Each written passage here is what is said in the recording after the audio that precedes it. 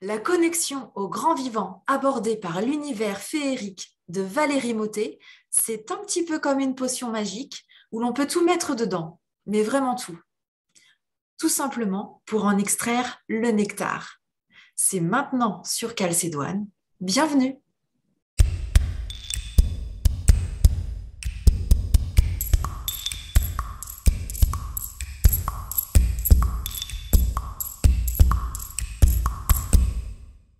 Bonjour Valérie, Bonjour.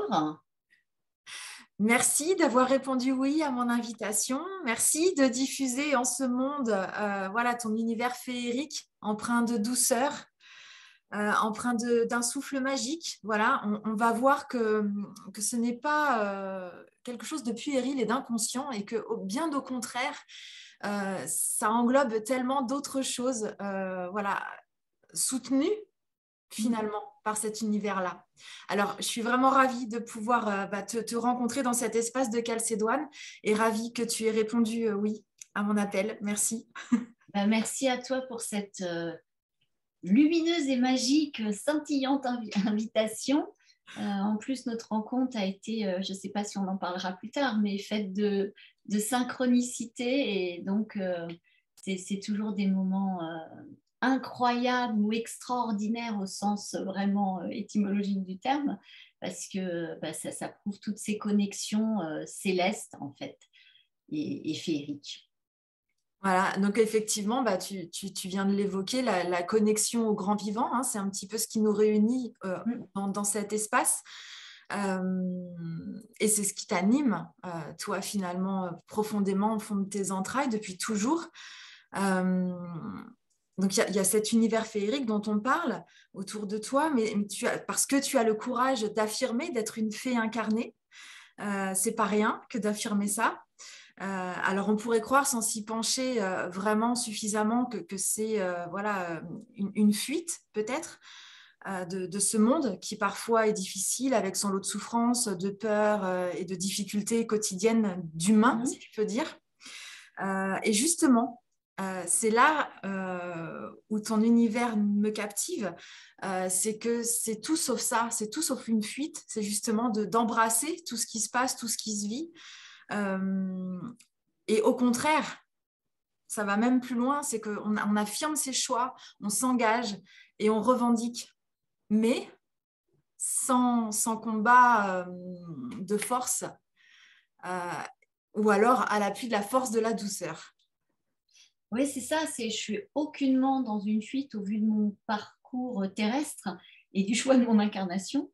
Mon ego peut se demander si parfois j'ai pas été un peu maso de, de choisir autant d'étapes, d'épreuves, mais qui me permettent aujourd'hui d'être consciente de la vie avec un grand V, de la magie de la vie, de l'enseignement, de cette grande école en fait, et de toute la beauté qui nous entoure, sans occulter bien évidemment ce que tu énonçais, les difficultés, pour certains la pauvreté, les difficultés, la violence sous toutes ses formes qui existent sur la fréquence, qui peut exister sur la fréquence égotique.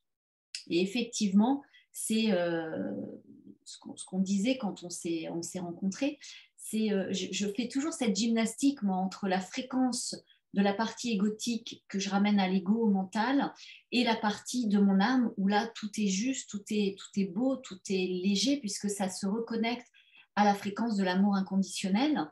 Et du coup, c'est de trouver à chaque fois un équilibre entre cette partie terrestre, puisqu'on a choisi de s'incarner, donc on ne vit pas au pays des bisounours non plus, et c'est là où il faut garder cette conscience, mais toute cette partie féerique, cette incarnation que j'ai choisie finalement, je l'assume et je l'assume depuis, enfin, j'assume, j'ai découvert que j'étais une fée incarnée il n'y a pas si longtemps finalement et je l'assume totalement, mais quand on me dit t'es barré, bah, si vous voulez, en tous les cas je fais aucun prosélytisme, mais on endosse tous des costumes sur cette incarnation. Il y a des artisans avec des boulangers, des pâtissiers, des médecins, ben, pourquoi pas des fées? Voilà, c'est tout aussi basique finalement que ça, tout en étant autre chose, puisqu'on est comme un arbre qui se déploie avec plein de feuilles finalement et plein de branches. On a tous plein d'atouts finalement et plein de costumes. C'est joli, c'est joliment dit, oui, absolument, de ramener ça à quelque chose de plus concret finalement. Et comment, parce que ton parcours voilà, est atypique, hein, tu es pas arrivé auteur inspiré par les faits comme ça. Ça vient de l'intérieur et puis du subtil, mais tu as un parcours dans l'audiovisuel, dans l'univers de la télévision, de la musique, etc. Donc, c'est pas, là, pour le coup, on est bien dans le concret, dans le matériel, dans la matière. Et justement, comment les faits sont venus à toi dans cet univers? Est-ce que c'est déjà là depuis longtemps? Alors, on peut le découvrir dans les témoignages et dans les ouvrages que tu livres, mais c'est bien aussi de t'entendre avec tes mots. Alors, j'ai ça depuis toute petite, en fait, depuis enfant, quand j'allais notamment à la campagne chez mes grands-parents paternels, on allait beaucoup faire des promenades en forêt. Donc, moi, j'étais toujours à danser, j'ai fait beaucoup de danse, donc je sautillais, j'évoluais dans la forêt, et puis je voyais tous ces petits êtres. Alors, au départ, je voyais pas que les fées, je voyais aussi les petits elfes, les petits lutins. Puis très vite, ça a été plus, vraiment plus les fées. Et je pensais que tout le monde voyait la même chose. Et très vite, je me suis rendu compte que pas du tout, en tout cas dans l'entourage, dans mon entourage proche. Et puis, j'avais également des ressentis, des visions de voyance, de choses qui allaient nous arriver. Et quand j'en parlais, on me disait non, non, mais arrête, c'est des peurs, t'es mignonne avec tes petits personnages. Donc, très vite, j'ai appris à taire ça et à évoluer. Alors, j'avais toujours mes ressentis. En grandissant, je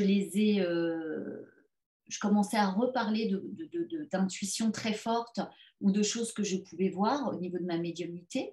Et puis ça s'est imposé à moi vers l'âge de 18 ans au décès de mon petit frère Erwan et 3 mois après décédé mon père. Et là, les fantômes m'ont envahi. Ça s'est vraiment manifesté très très fort.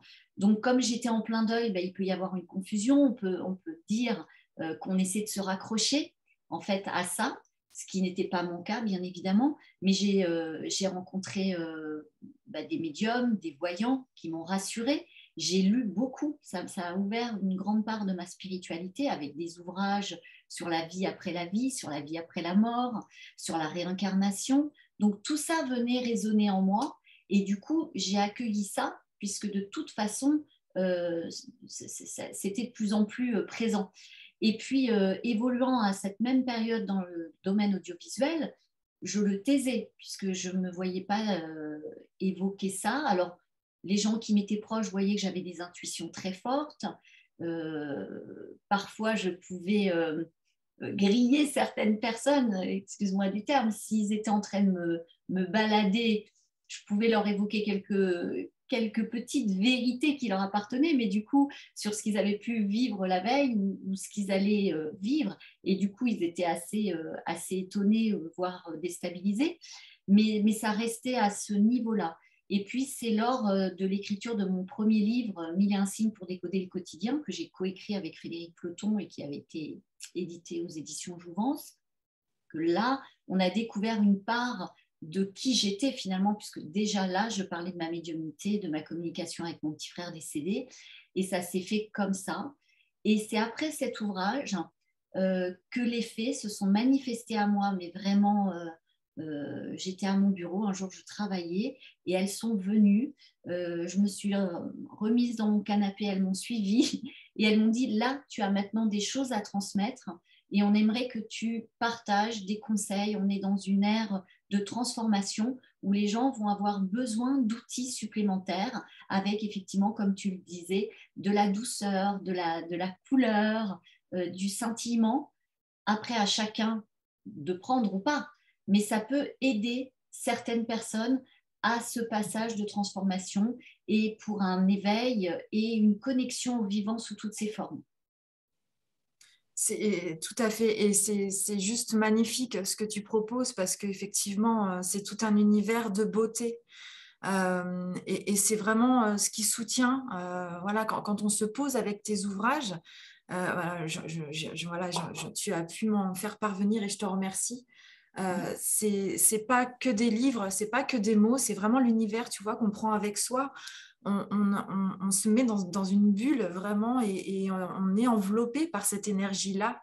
Et ça fait du bien, ça fait du bien. C'est pour ça que j'insiste sur le fait que on ne parle pas que d'un univers puéril, vraiment, c'est vraiment, on n'est pas du tout dans ça. C'est parce que tu vois, il y a cette connotation féerique qui tout de suite Des ramène. contes, bien Ouais, sûr, aux exact. contes, à l'enfance, à ce qui n'est pas réel. Évidemment, oui, oui, bien sûr, bien sûr. Mais là, ce n'est pas que ça. Alors, et je ne suis pas la seule d'ailleurs à canaliser, à capter, à voir les faits.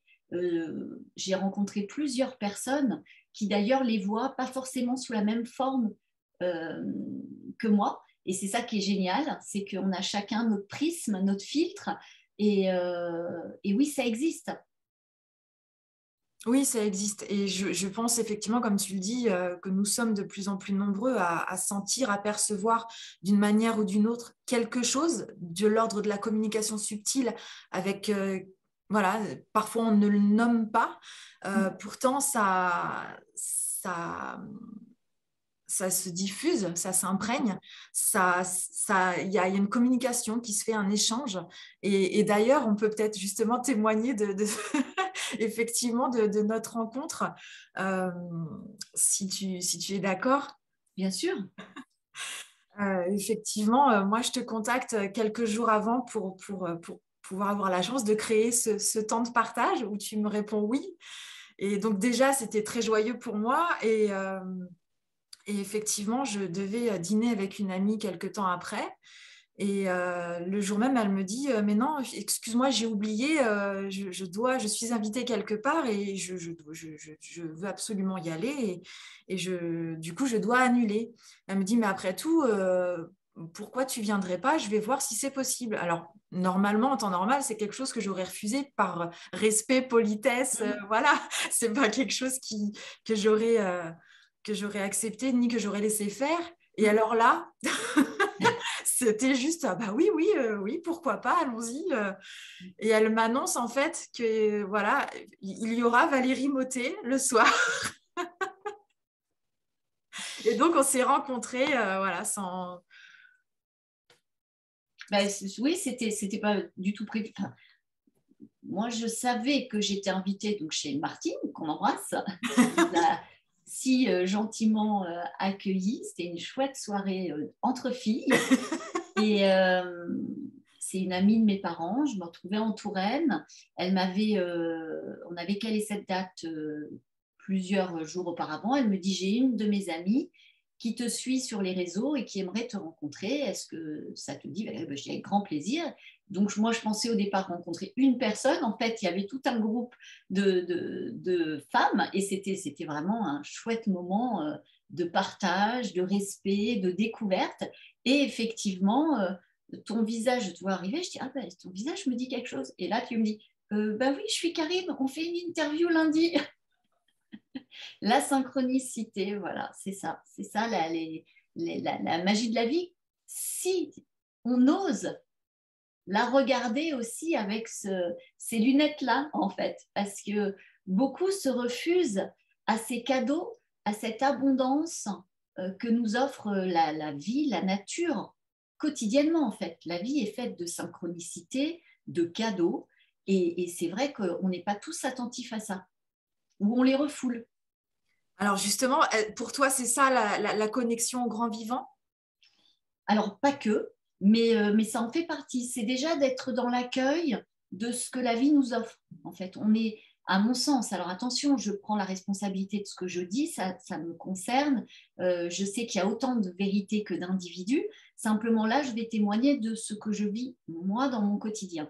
Donc, effectivement, la vie nous offre une multitude de, oui, d'offrandes, de cadeaux, en fait si on sait être attentif à tout ce qui se présente à nous. Et rien ne se fait par hasard, à mon sens. Tout a un but, tout a un sens. Pour moi, tout est enseignement. Et en même temps, c'est aussi un choix de notre âme. C'est-à-dire que si on avance sur ce chemin, c'est que on a choisi avant notre incarnation de vivre ça, d'expérimenter ça. Et évidemment, quand on est, on a été, on oublie. Et donc, du coup, de manière consciente, on ne comprend pas toujours ce qui nous arrive. Et si je dis oui, tout est cadeau, ma mère Valérie, il y a des épreuves qui ne sont pas cadeaux. Bien sûr, il y a des épreuves qui peuvent sembler injustes, inacceptables, violentes, mais au fond, il y a toujours quelque chose pour nous faire avancer sur notre chemin spirituel. Je peux en témoigner dans le sens que j'ai vécu tellement d'épreuves dans ma vie et pas que des petites. Et c'est vrai que je dis toujours, et je reprends toujours cet exemple, c'est la mort de mon frère. Il est né très vite, on s'est rendu compte qu'il était malade. Donc on a vécu 4 ans et demi avec un enfant gravement malade, une pathologie cardiaque. Ça a bouleversé toute la cellule familiale. Et le jour de l'opération définitive, il est décédé lors de l'opération. Ça a été un tsunami, c'est quelque chose pour un être humain, et notamment pour les parents. Je pense que c'est la pire chose qui puisse arriver dans la vie d'un parent, la perte d'un enfant. On dit que ce n'est pas dans la logique des choses. Moi, ce n'était pas mon fils, c'était mon frère. C'était un déchirement, c'était inacceptable. Mais de là, j'en ai tiré une force, un enseignement. J'ai regardé avec l'expérience, après avoir fait évidemment ce processus de deuil. J'ai créé avec un ami une association pour les enfants malades. Jamais j'aurais été sensibilisée à la maladie des enfants, à l'hébergement des familles quand un enfant est hospitalisé loin de son domicile sur une longue période. Il y a tout ce travail-là au niveau de la partie terrestre a été très enrichissante après tout le côté tragique de la perte d'un enfant. Et d'un autre côté, ça c'était quand je me restais sur ma partie égotique. Mais quand je me remettais sur la partie de la fréquence de mon âme, ce que je vous disais en préambule, c'est qu'en fait, j'étais dans cet accueil, l'accueil du choix de l'âme de mon frère. Il est venu s'incarner 4 ans et demi. Donc, du coup, tout devient plus léger si on est sur la même fréquence. Mais si effectivement, il y en a un qui est sur la fréquence de l'âme et l'autre sur la fréquence de l'ego, c'est atroce, c'est épouvantable, c'est souffrant, c'est horrible. Il y a toujours ces deux, à mon sens, il y a toujours ces deux visions. Le fait que je sois médium aussi est peut-être plus facile à vivre quand il y a un décès, mais ça n'enlève pas le chagrin, la perte, l'envie de toucher l'autre. Alors oui, j'ai cette connexion, il a été là très présent, il est toujours présent, il me fait des blagues, c'est mon ange gardien, puisqu'en plus j'ai eu la chance de voir sur plusieurs vies qu'il était mon ange gardien. Donc c'est une longue histoire entre lui et moi, mais ça n'enlève pas effectivement l'envie d'être là. Là, je me dis, il aurait une trentaine d'années, quand on s'est tous réunis, bah oui, il n'est pas là. Il est là d'une autre façon. Il est dans notre cœur. Il est, oui, alors moi, je le vois souvent. Il est présent. J'ai cette chance d'avoir l'image. Mais pour ma famille, ils n'ont pas cette image-là. Et pour eux, ça reste encore extrêmement souffrant. Même pour ma maman. Et je respecte ça, bien sûr. Et j'en profite aussi pour dire qu'on peut découvrir et sentir en soi ton témoignage dans le livre que tu as écrit. Et d'ailleurs, son titre veut tout dire, justement, pour tout ce que la vie nous donne, hein, ce témoignage que tu as écrit en 2016. Finalement, c'est ça, c'est la connexion au vivant, c'est le tout ce que la vie nous donne et c'est faire ce basculement, comme tu l'expliques, voilà, si parfaitement, de basculer sans cesse entre notre condition humaine et le plan, d'autres plans. Oui, c'est ça, c'est d'être là-dedans. Et puis surtout, je crois qu'un des conseils que les fées m'ont vraiment délivré et qui a vraiment résonné en moi, c'est la gratitude. C'est cette gratitude envers la vie, envers le tout, et cette connexion. On est tous interconnectés. Ne l'oublions pas, parce que on le voit bien quand il se passe un événement ou quand on est au sein même d'une famille. Le matin, s'il y en a un qui se lève et qui va être bougon, ou qui va vers la tête, ça va émettre une vibration, une énergie qui va être plutôt à fréquence basse. Alors que si tout le monde se réveille en chantonnant, même avec des petits yeux parce que la nuit a été courte, bah, la couleur de la journée ne va pas être la même. Donc, ce qui va se présenter à l'extérieur, parce qu'évidemment, on est tous interconnectés, mais on n'a pas prise sur les autres. On ne peut avoir que prise sur notre propre vie, avec notre libre arbitre, avec comment on va accueillir et gérer un événement extérieur, quel qu'il soit. C'est la seule prise qu'on ait finalement. Mais du coup, si on se met dans l'acceptation de ce qui va être, que ça va être une belle journée, eh bien, les événements, même s'ils sont contrariants, vont l'être de façon plus légère que si dès le matin, on est déjà en rébellion, en fight sur ce qui va arriver, parce que la fréquence énergétique, et ça c'est scientifique, je veux dire, on est pure énergie. Aujourd'hui, c'est prouvé.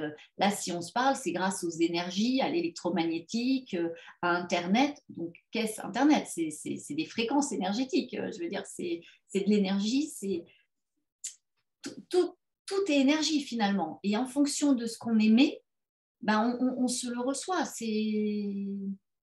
de la logique, là. Je ne sais pas comment l'expliquer avec d'autres mots, mais d'autres l'ont beaucoup mieux expliqué. Il y a des livres là-dessus. Je veux dire, ça peut se vérifier. Que chacun fasse le test. On sourit à quelqu'un, normalement, ça va détendre l'atmosphère plutôt que si on agresse quelqu'un verbalement. Voilà, c'est comme utiliser des techniques de la communication non violente. Ça va être plus simple pour ouvrir un débat ou un échange d'idées, même si on n'a pas les mêmes points de vue, que si on est dans l'accusation totale. L'autre va se braquer. Et idem si on vous fait la même chose.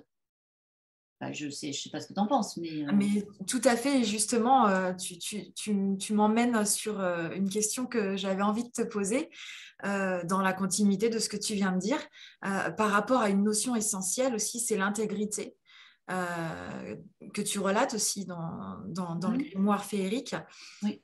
Que je remontre ici. Si on le voit, j'espère que ça brille pas trop, parce qu'il y a des jolies couleurs scintillantes. Justement, Oui. tu vois, ça scintille. Voilà, juste magnifique. Ce sont des écrins absolument magnifiques.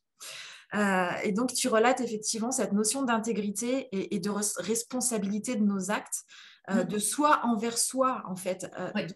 en conscience de nourrir notre âme. Et finalement, si on fait ces choix-là de soi envers soi en conscience, bah forcément, il n'y a plus rien à reprocher à qui que ce soit. C'est ça. C'est d'être en phase avec soi, mais c'est aussi un travail, un cheminement, puisque ce qu'on vit actuellement est tellement violent. Ça secoue, ça brasse, comme je disais l'autre fois, on a l'impression qu'on est dans une machine à laver en mode essorage, mais essorage à 1400 tours, quoi. Donc, les gens beaucoup sont perdus, ne savent plus, et du coup, c'est très difficile d'être en phase, très sincèrement, parce que quand on est dans une société, on a aussi des codes à respecter. Mais est-ce que ces codes sont justes pour nous? Telle est la question. Et l'essentiel est d'être vraiment dans le respect, comme on disait, le respect de tout ce qui nous entoure, donc aussi de la société dans laquelle nous vivons, mais peut-être de ne pas prendre tout content non plus, et d'être déjà en phase avec soi, et du coup d'avancer pour être vraiment en adéquation entre corps, âme, esprit et cœur, finalement. Tu vois, moi, avec cette période de la crise Covid, ben, j'ai pas voulu accepter tout ce que notre gouvernement nous insufflait, finalement, parce que ça résonnait pas en moi. En revanche, je suis restée dans les règles, si tu veux, mais j'ai changé, j'ai adapté ma vie différemment. Voilà, parce que aller voir un spectacle masqué, c'est à l'encontre de ce que je vibre. J'ai refusé et j'ai annulé des séances de dédicace parce que, en plus, parler d'ouvrages sur la spiritualité, du coup, c'était pas cohérent. Je ne me voyais pas discuter avec des gens masqués, alors que pour moi, le masque n'avait pas un lieu d'être à ce moment-là. En revanche, je respecte, et je le dis bien, je respecte la loi, mais du coup, je me suis mise en retrait. Et je respecte les gens qui ont fait le choix et qui avaient envie de continuer à aller au spectacle masqué, ça leur appartient. Enfin, je veux dire, je ne suis pas là pour juger. Simplement, comme tu disais, c'est mon intégrité vis-à-vis de moi, de ma conscience. Voilà. Donc ça, je me suis coupée d'une forme de vie sociale, mais comme j'étais en phase avec moi, la vie m'a fait des cadeaux. C'est-à-dire que je n'ai jamais autant écrit d'ouvrages à ce moment-là. Donc en fait, ce qui pouvait au départ paraître difficile, d'être coupée d'une vie sociale, moi qui avais une vie sociale très riche, eh ben, je me suis réadaptée et la vie m'a fait ses cadeaux parce que j'ai écrit, je dois avoir écrit 6 ou 7 livres en 2 ans, dont 5 qui ont été publiés. 5 ouvrages, je veux dire, en pleine période Covid. J'ai eu un nouvel éditeur en pleine période Covid. Quand on s'était rencontrés pour discuter des projets, c'était avant la crise, on n'était pas encore en crise Covid, c'était quelques mois, peut-être un mois ou deux avant.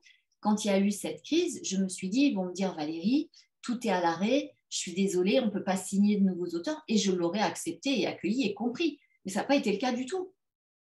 Comme quoi, je pense que si on est vraiment en phase, aligné sur notre chemin, les choses continuent à se mettre en place parce que la vie, de toute façon, c'est un perpétuel changement, mouvement, c'est les cycles de la vie. La vie est faite comme ça. Les femmes, on a nos cycles aussi et il y a des temps pour tout aussi dans le cycle. Voilà, si on accueille et si on accepte ça.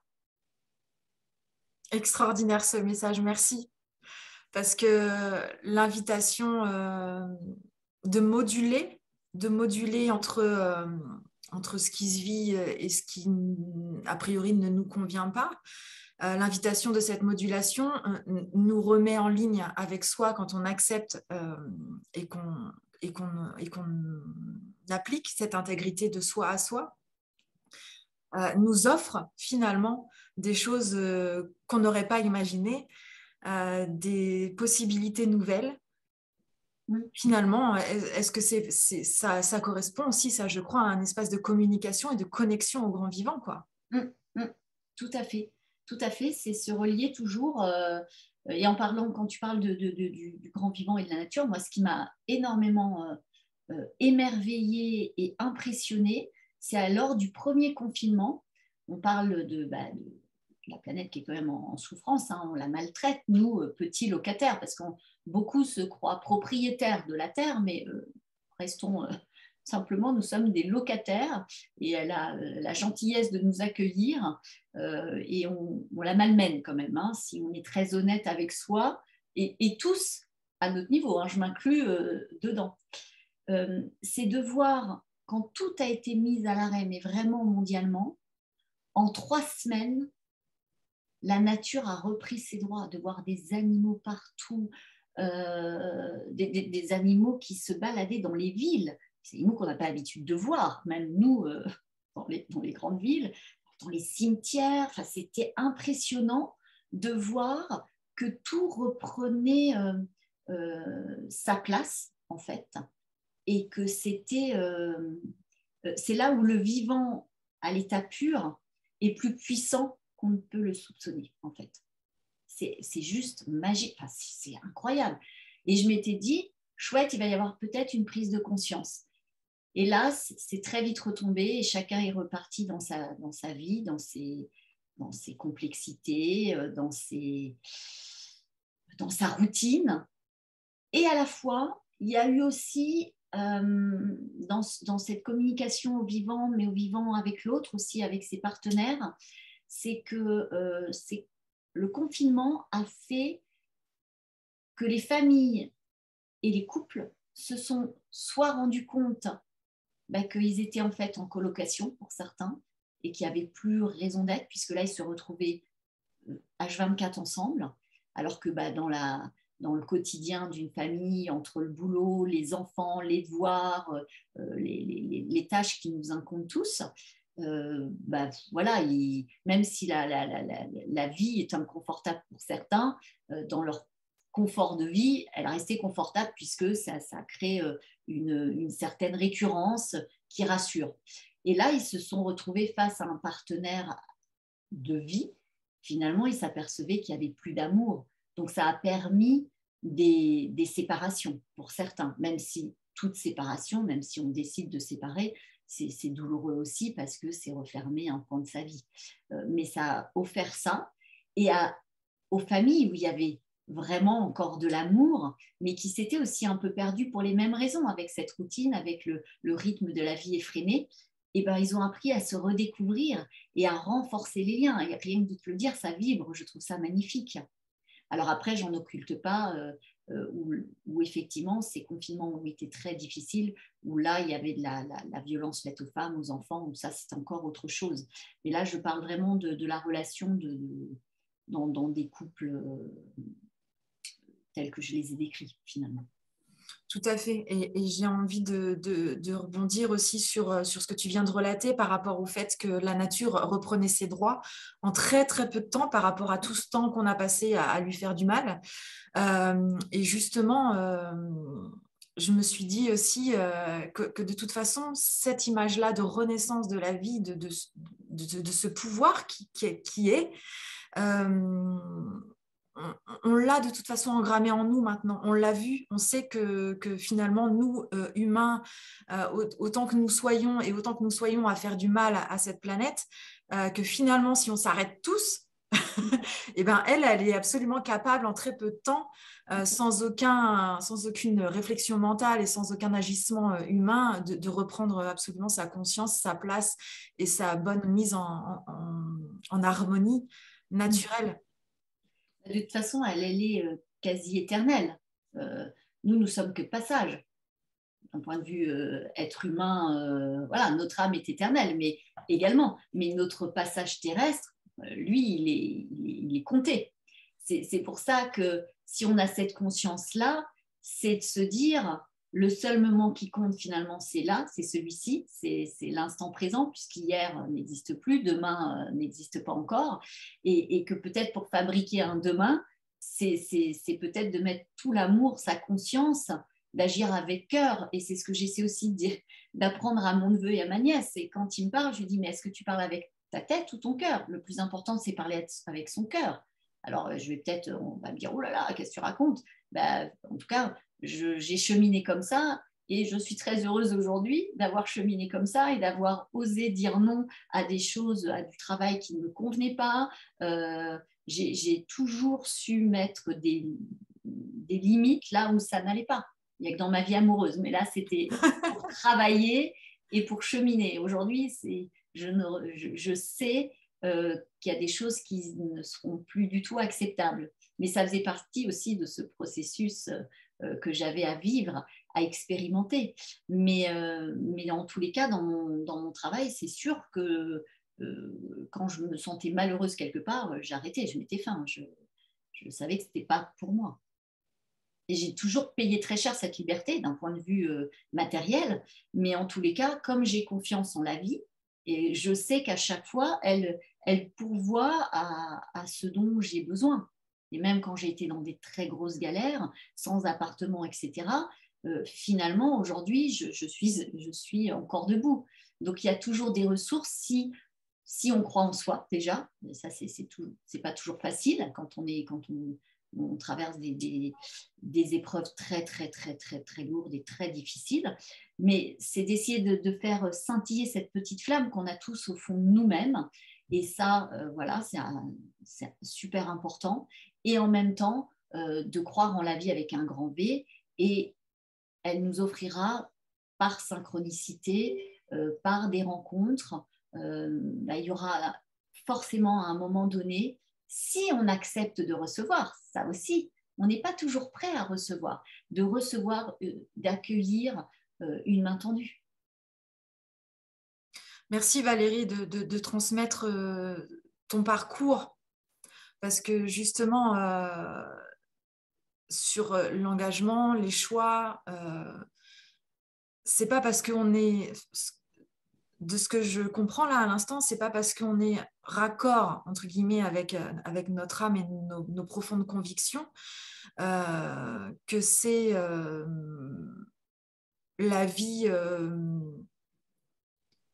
comment dire, justement, de paillettes, d'apparence. En fait, j'ai presque envie de dire que les paillettes, elles sont à l'intérieur. C'est ça.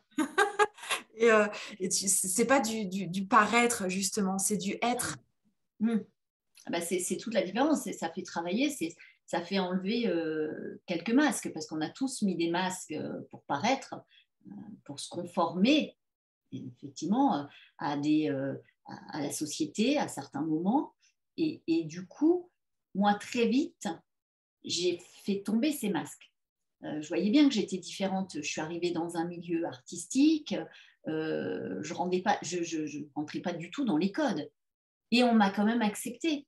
Alors parfois, j'ai été mise de côté à certains plans, mais malgré tout, j'étais acceptée. Parce que j'ai d'abord, très vite, j'ai eu ce décès de mon frère et du coup, j'ai monté très vite mon association. Donc, j'ai embarqué mes copains animateurs à monter des soirées, à me soutenir pour les enfants malades et l'accueil de leur famille pendant leur hospitalisation. Mais du coup, il y avait ce côté-là. Alors que il y avait plein de choses dans lesquelles je n'adhérais pas, mais je respectais, je ne jugeais personne. Euh, voilà. Et c'était pas effectivement, il y avait les paillettes extérieures à un certain moment dans le paraître. Moi, j'étais dans l'être et dans l'action parce que, évidemment, à ce moment-là, je l'ai compris plus tard. C'était un moyen de faire mon deuil. Il ne faut pas se leurrer non plus. Beaucoup d'ailleurs, quand il y a la perte d'un enfant, montent des associations. C'est un moyen de faire son deuil, mais aussi en témoignant pour aider d'autres, pour dire, voyez, vous n'êtes pas seul. Et à plusieurs, on fait plus de choses que seul. Ouais, et en faisant du bien, en accompagnant, du coup, effectivement, comme tu dis, on se fait du bien aussi à soi C'est d'une ça, certaine c'est manière. ça, c'est ça. Et puis en plus, moi étant à l'époque dans un milieu de paillettes, effectivement, hein, où on était invités quand même partout, c'était la grande époque, de se retrouver à visiter des enfants malades ou en fin de vie, ça te remet là vraiment dans le côté ici et maintenant, tu vois. Et ça m'a apporté cet équilibre aussi. Mm. C'est vrai, j'ai beaucoup donné de mon temps, de mon argent, de mon amour, mais j'ai tellement reçu. C'était des leçons de vie incroyables. Et j'oublierai jamais tous ces visages d'enfants qui sont rentrés dans ma vie. Beaucoup sont partis. Il y en a qui ont guéri, heureusement. Et quand je dis heureusement, c'est encore la partie terrestre et égotique, là, tu vois, parce que si on se remet sur la fréquence de l'âme, certains avaient fait ce choix d'expérience. Ça paraît dur à dire hein, quand on reste sur la partie terrestre. C'est pour ça que je dis c'était très dur parce que moi-même, j'ai tenu la main d'enfants et d'adolescents, de jeunes adultes qui sont partis. Et quand tu tiens la main de quelqu'un dont c'est le dernier souffle, c'est violent à vivre. Et en même temps, je pense notamment à Matt, il est parti avec beaucoup d'amour. Il y avait toutes les personnes qui lui étaient proches et qui l'aimaient, qui étaient là pour l'accompagner. Et d'accompagner quelqu'un lors de son dernier voyage, c'est quand même juste beau, finalement, de pouvoir être là jusqu'à la fin. C'est important ce que tu transmets là, cette notion d'espoir, d'accueil de ce qui est et qui rend fluide en fait, qui amène un peu plus de fluidité. En tout cas, quand on résiste pas, c'est là où ça souffre finalement. Et donc cet espoir et cet accueil vraiment sont des clés essentielles que tu transmets là. Merci. Merci beaucoup.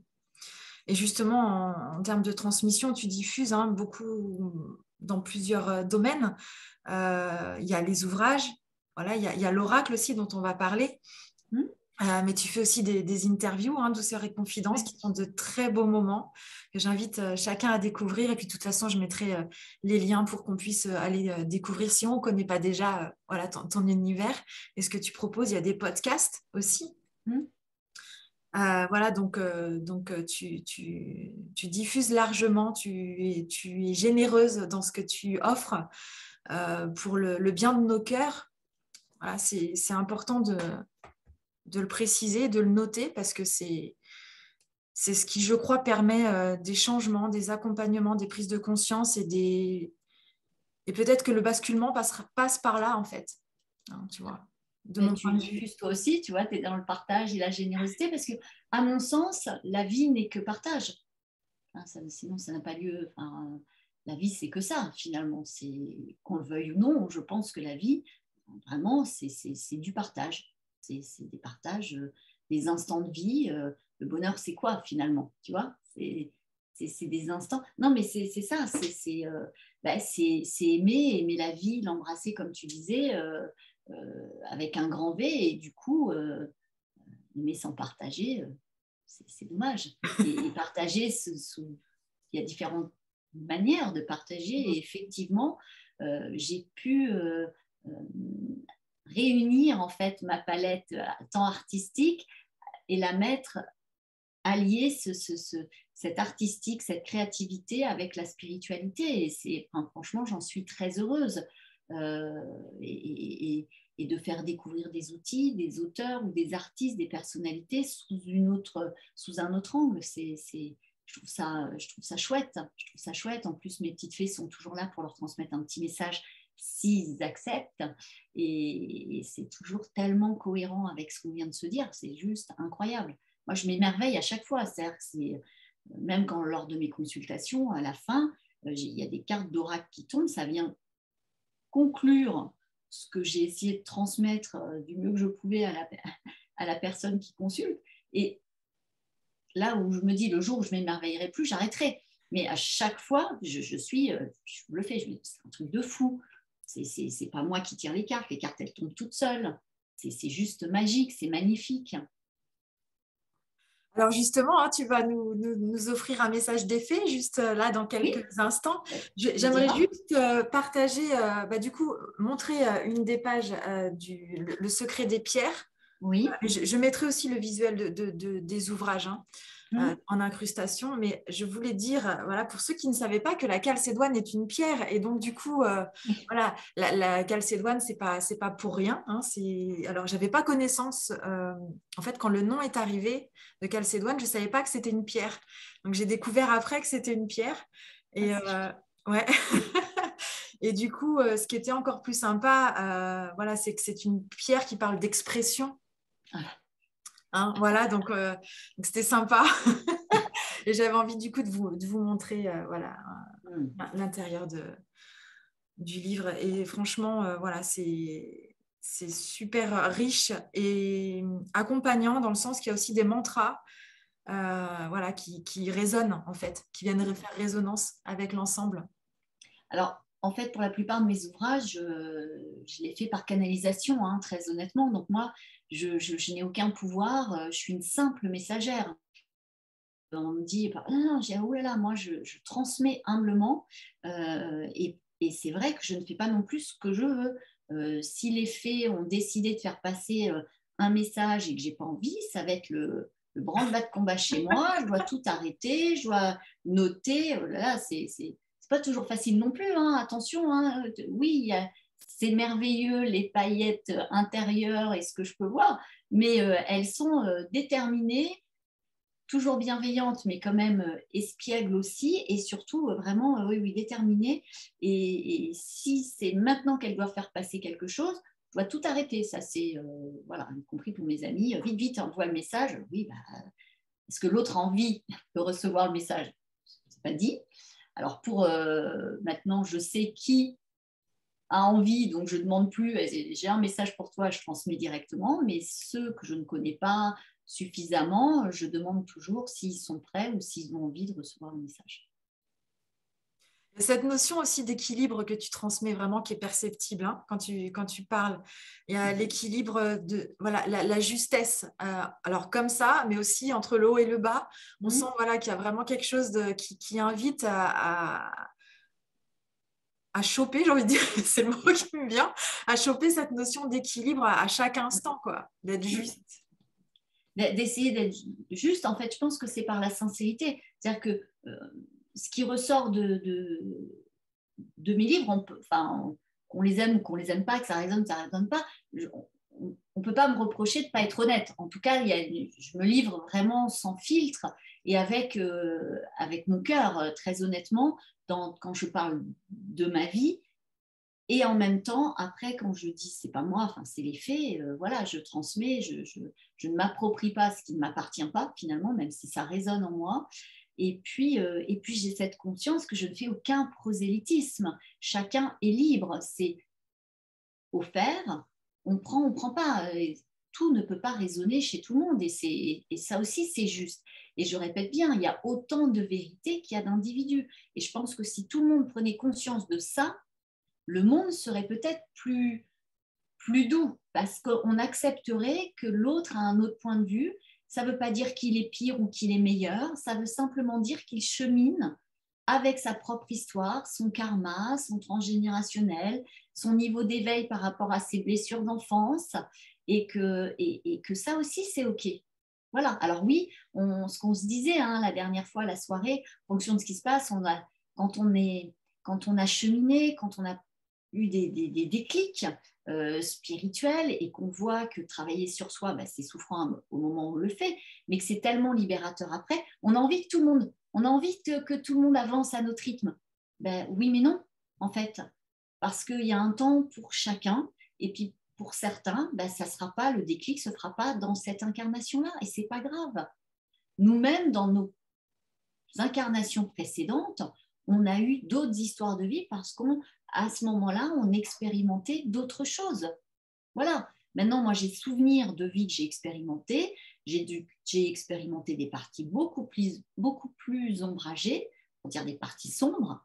Je préfère expérimenter les parties lumineuses. Alors, c'est pas toujours facile parce qu'effectivement, sur le parcours, il y a des petits bâtons, on se prend des petits coups de bâton, mais si on se recadre et qu'on se dit, mais de toute façon, la vie m'accompagne, mes guides m'accompagnent, ça va être super. Ça va être parfois éprouvant, mais au final, ce souffle de liberté. Et qu'est-ce que je me sens libre, même dans cette société qui devient de moins en moins libre finalement, parce qu'avec toutes ces injonctions. Mais dans ma tête et dans ma vie, je me sens libre parce que j'ai décidé de rester libre. Et surtout de ne pas avoir peur. Je crois que ce qui a gouverné ces dernières années, là, ces 2-3 ans, c'est la peur. Mais ça, c'est la fréquence encore égotique. Et c'est parce que ça vient réveiller chez chacun, même très lointain, de manière très lointaine, toutes les peurs enfouies, les choses pas réglées. Et cette période aussi, si on veut regarder sur l'aspect positif, c'est ça, c'est que ça vient réveiller ces cadeaux finalement. Oui, c'est dur, oui, c'est violent, oui, c'est éprouvant. Mais au final, si on accueille cette peur et qu'on la transforme, on la libère, parce que nous ne sommes pas nos peurs. Elles sont passages, mais nous ne sommes pas nos peurs. Donc, c'est d'essayer de transformer ça et de mettre ses peurs dans la poubelle, dans le grand sac poubelle, et de se dire, OK, il y a peut-être d'autres choses. Ça m'offre peut-être d'autres opportunités, comme tu disais tout à l'heure. Pour certains, ça a réveillé une part créative. Pour d'autres, ils se sont remis à la lecture. Pour d'autres, à la cuisine. Tellement, tellement juste.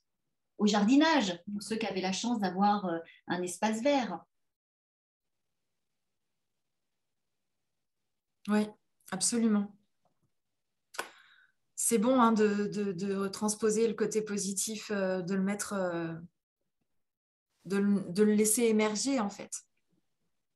Pour moi, il y a toujours du positif. De toute façon, on est tous faits d'ombre et de lumière. Voilà.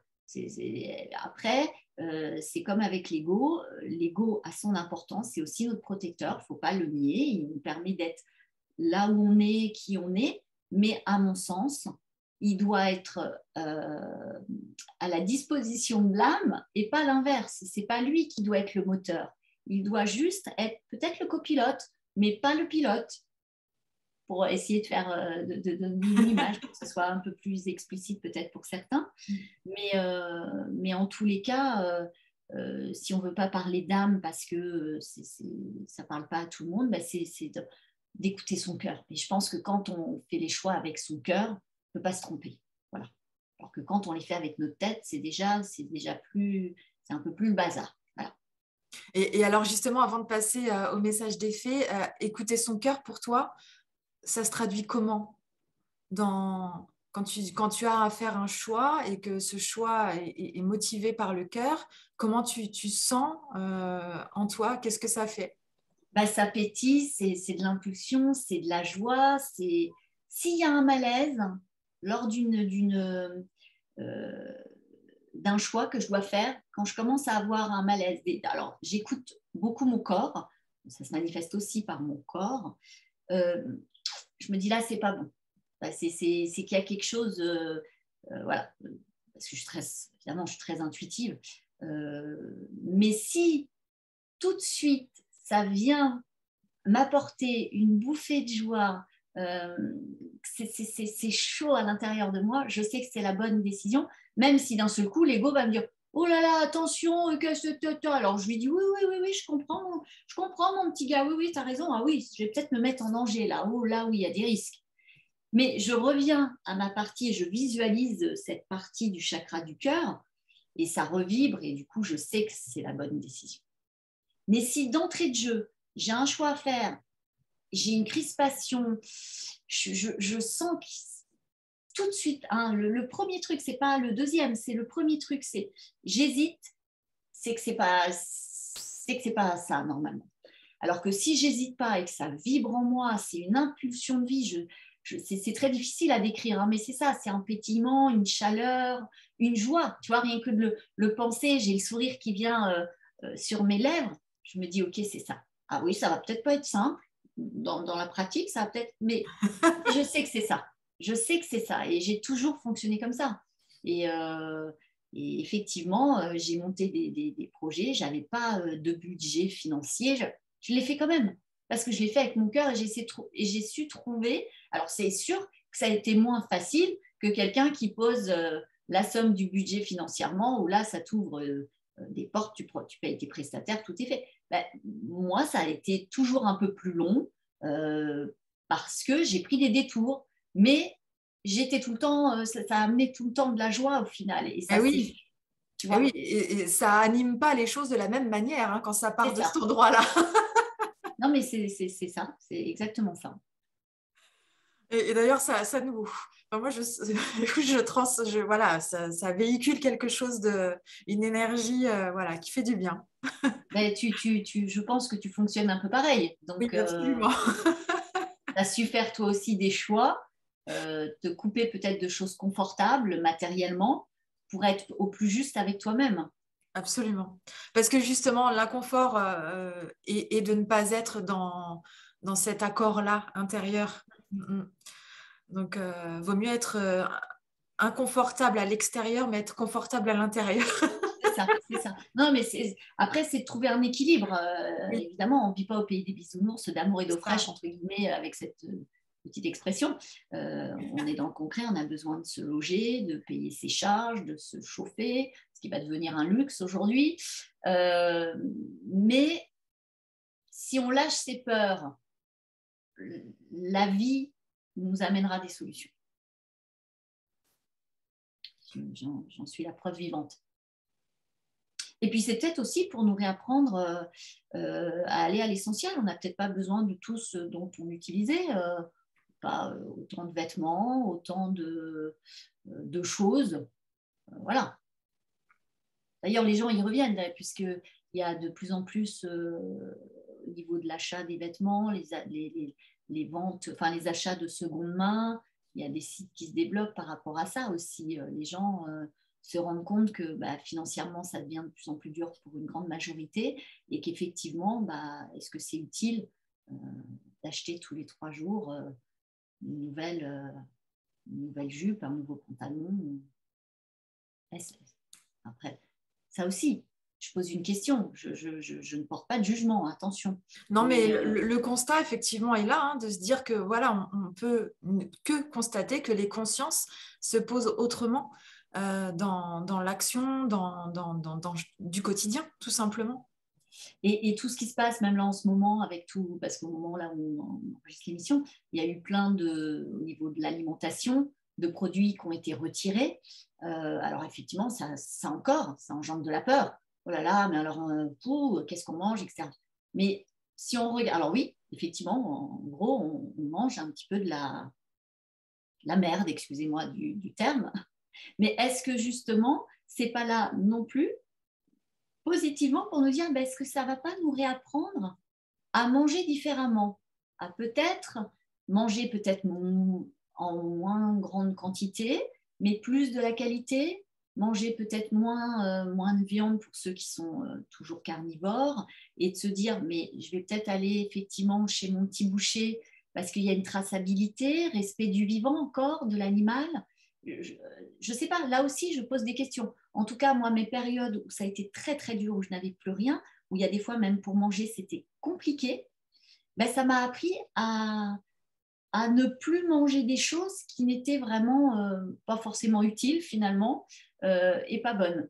Alors, je ne dis pas que je ne mange que de la qualité, je vous mentirais. Donc, il y a des fois, je m'achète des petites choses, je sais que ce n'est pas bon, mais j'ai toujours mes petits rituels que j'ai inculqués, que je décris, je crois que c'est dans le grimoire, Oui, tout à fait. où j'ai un petit rituel que je fais avant chacun de mes repas, y compris de mon petit goûter, parce que les fées adorent les petits goûters.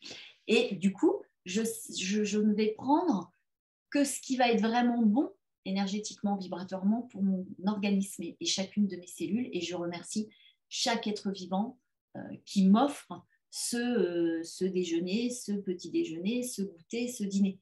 Et ça, c'est vraiment, je l'ai vraiment maintenant intégré dans mon hygiène de vie. Et quand je me retrouve à un dîner au restaurant ou chez des amis, je le fais intérieurement. Donc à un moment donné, je décroche quelques secondes pour faire mon petit rituel. Les gens ne voient pas parce que je ne vais pas imposer mon rituel à tout le monde, mais je le fais. Et je trouve ça, ça fait partie, ouais, je trouve ça cohérent avec mon évolution spirituelle.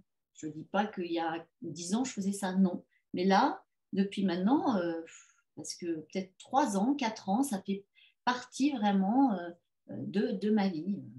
Alors, on peut en rire, je m'en fiche, total. Euh, Ça vibre en moi, j'ai besoin de le faire et je m'aperçois que finalement, bah, c'est une façon de remercier toute la chaîne et encore toute cette connexion du vivant sous toutes ses formes. De rester relié en contact. Mm. Mm. Exactement. Mm. Alors, je trépigne d'impatience. Ah, pour un Voilà. petit message, les fées. En tout cas, merci beaucoup pour cet accueil, pour cette mise en lumière du monde féerique et de ma petite expérience, en fait. Voilà, je vous remercie. Alors, les fées, qu'est-ce que vous voulez nous dire aujourd'hui?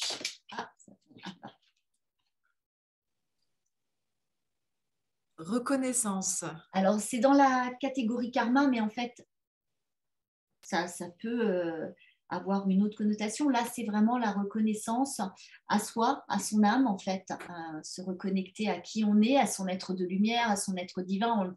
On emploie le terme qu'on veut qui vibre en nous. Et en même temps, je dirais, c'est cette reconnaissance du vivant aussi, tu vois, de ce qu'on disait. Hop.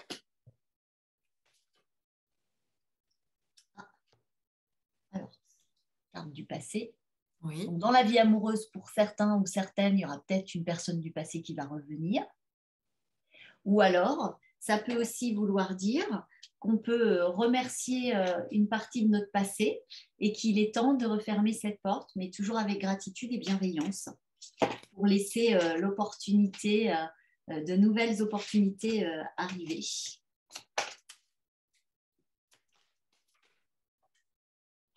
Évidemment, parler des faits sans parler de l'enfant intérieur.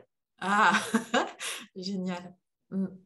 De se reconnecter à son enfant intérieur et de se dire qu'il n'y a que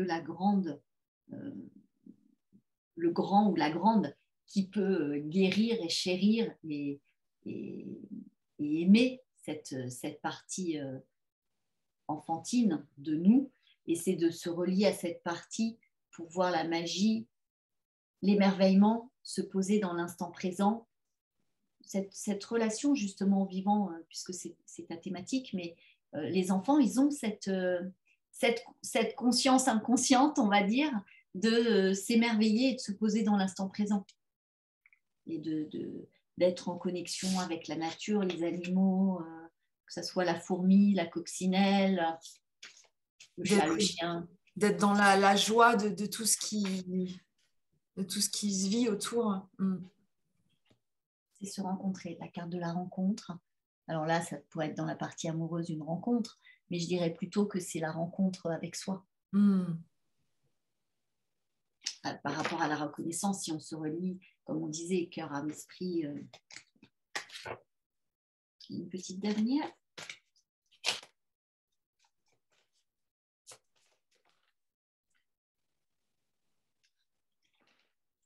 La rencontre après s'être séparé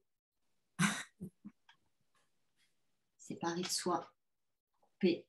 La dualité, il y a beaucoup de personnes actuellement qui sont en dualité avec elles-mêmes parce qu'effectivement, ce que nous vivons est secouant, remuant et se rendre compte qu'elles ne sont pas à leur place sur leur chemin de vie, mais elles ne savent pas comment faire.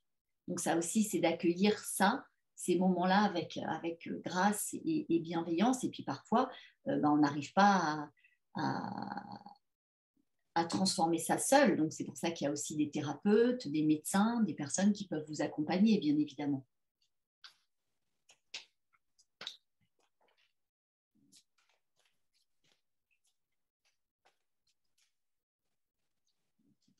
On va voir. C'est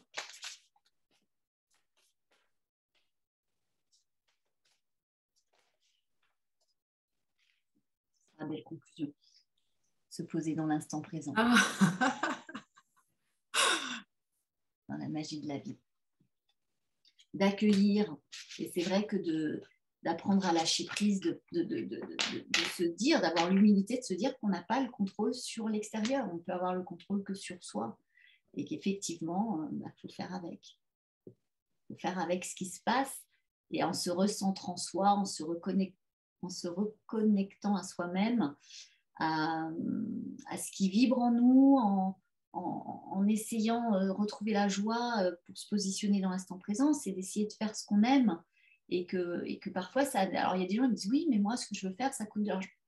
Il y a des choses, tout ne coûte pas de l'argent et puis on a aussi, justement, utilisons les outils comme Internet, il y a de tout sur Internet, il y a du tri à faire, mais il y a aussi des possibilités, des petits tutos pour apprendre dessiner par exemple, à cuisiner, il y a des recettes de cuisine, il y a pour la méditation, pour le sport et parfois c'est gratuit. Merci Valérie. Voilà. Merci pour ce tirage absolument magnifique qui conclut divinement voilà, tout ce qui a été dit durant cette vidéo, franchement. Je montre les cartes de connaissances. Passer. Intérieur. Rencontre. Quand on se rencontrer après s'être séparé de soi et de couper de soi pour bien se positionner et vivre l'instant présent. Parfait. Merci, merci beaucoup. Merci Valérie pour ce temps accordé, pour tout ce que tu viens de nous transmettre de précieux dans ce temps d'échange. Merci pour ton authenticité. Et merci aux fées. Évidemment, merci à mes copines les fées. Je ne serais pas là sinon, tu vois. Je ne serais pas là à partager leur message. Et merci à toi, vraiment. Merci pour ce que tu diffuses aussi. Tu donnes la parole à différentes personnes avec des fréquences, des résonances, des outils différents pour justement toucher le cœur des personnes qui te suivent. Et effectivement, un outil va résonner pour l'un, mais ne va pas résonner pour l'autre. Et ça aussi, c'est juste. Et d'essayer de se dire, on ne peut pas convaincre.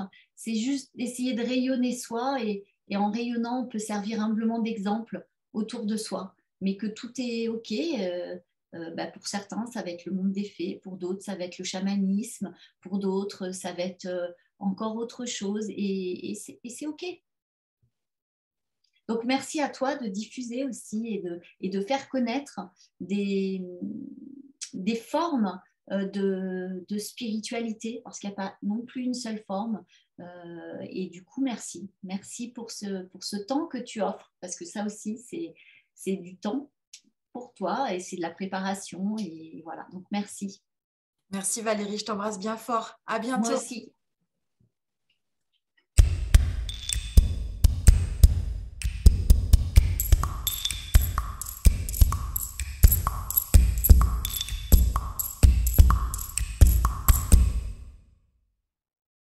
Merci à chacun de vous d'avoir poussé la porte de la connexion au grand vivant.